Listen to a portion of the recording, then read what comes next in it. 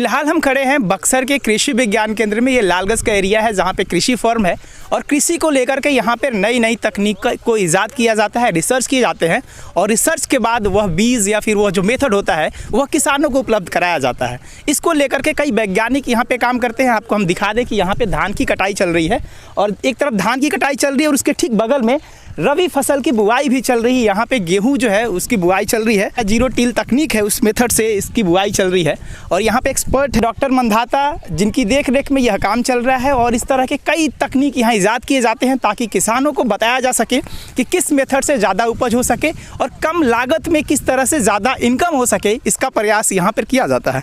हम अभी डॉक्टर साहब से समझेंगे, रिसर्च करते हैं, लगातार काम कर रहे हैं, इनसे समझेंगे कि क्या मेथड है और किस तरीके से किसान ज़्यादा से ज़्यादा लाभ कमा सके। सर, ये अभी जो बुआई चल रही है इसको क्या बोलते हैं सर? ये जो हम लोगों ने अभी बुआई किया है जीरो टिल तकनीकी बुआई करते हैं। और देखेंगे कि हमारा खेत खाली हुआ, एक खेत खाली हुआ और तुरंत उसने हमने बुआई कर दिया। दूसरा खेत है, अभी थोड़ी देर में इसका जो बंडल बांधा गया है इसको हम लोग खाली कर देंगे तो शाम तक भी ये खेत की बुआई हो जाएगी। इससे फ़ायदा क्या होता है कि समय की बचत हो जाती है। गेहूं को विकास करने के लिए पूरा पर्याप्त जो समय मिलना चाहिए 120 से 25 दिन का, वो पूरा समय मिल जाता है। और जीरो टिल तकनीकी से बुआई करने पर सबसे ज़्यादा फ़ायदा होता है कि बीज जो है लाइन से गिरता है, खाद भी एकदम लाइन से गिरती है और उचित गहराई पर गिरता है और इसमें तेल की खपत कम होती है। क्योंकि अगर पूरा परंपरागत तकनीकी से करते हैं तो कई बार खेत को जोतना पड़ता है, पाटा लगाना पड़ता है, उसके बाद फिर बुआई करनी पड़ती है।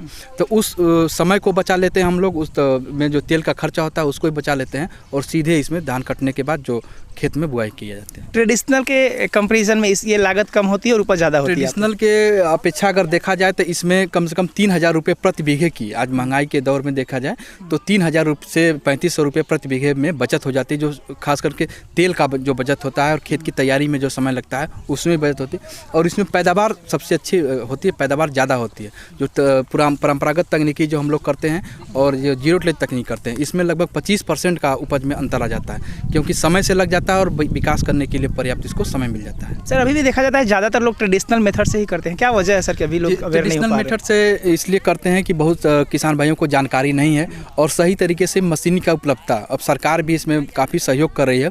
और जो पिछले साल का आंकड़ा है कि बक्सर ज़िले में लगभग 750 जीरो टिलेज मशीनें उपलब्ध हैं और एक मशीन एक सीजन में 15 से 20 एकड़ की बुआई कर लेता है आसानी से, उससे ज़्यादा भी हो जाता है जो लोग लगातार चलाते हैं। तो दिन पर दिन एरिया बढ़ रहा है और पुराना जो आंकड़ा हम लोग पिछले साल तक प्राप्त किए थे उसमें बक्सर ज़िले में लगभग 35,000 हेक्टेयर में लाइन से बुआई और कुछ कहिए तो जीरो टिल से बुआई किसान भाई लोग कर रहे हैं। और जैसे जैसे किसान भाइयों को तकनीक के बारे में जागरूकता मिल रही है वैसे वैसे तकनीक का प्रयोग भी कर रहे हैं। तो इसके लिए किस तरह के बीज की ज़रूरत पड़ती है? जैसे ज़्यादातर लोग तो किसी तरह का बीज इस्तेमाल कर लेते हैं, तो कुछ खास बीज होते होंगे या कुछ अलग किस्म के बीज होते होंगे, उसको लेकर क्या है?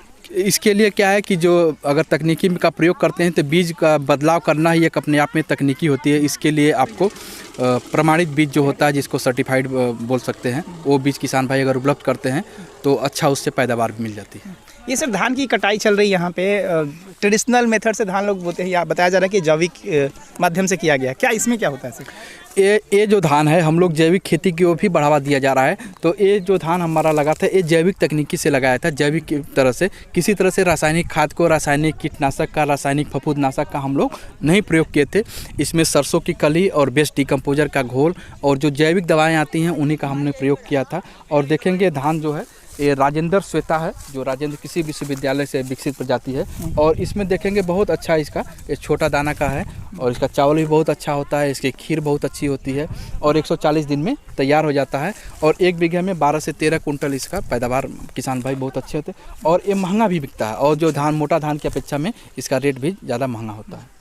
इसको लेकर ट्रेनिंग भी आप लोग अवेलेबल कराते हैं किसानों को? किसान भाइयों को कृषि विज्ञान केंद्र लगातार प्रशिक्षण देने का काम करता रहता है और यहाँ पे हमेशा ट्रेनिंग प्रशिक्षण होता रहता है। अलग अलग विषय से संबंधित, अगर किसी कोई कीट के बारे में ही जानना चाहता है तो उसके लिए भी प्रशिक्षण होता है, कोई बुआई से संबंधित जानना चाहता है उसके लिए होता है, कोई पोषक तत्व प्रबंधन से संबंधित जानकारी चाहता है तो उसके लिए भी प्रशिक्षण यहाँ पर दिया जाता है।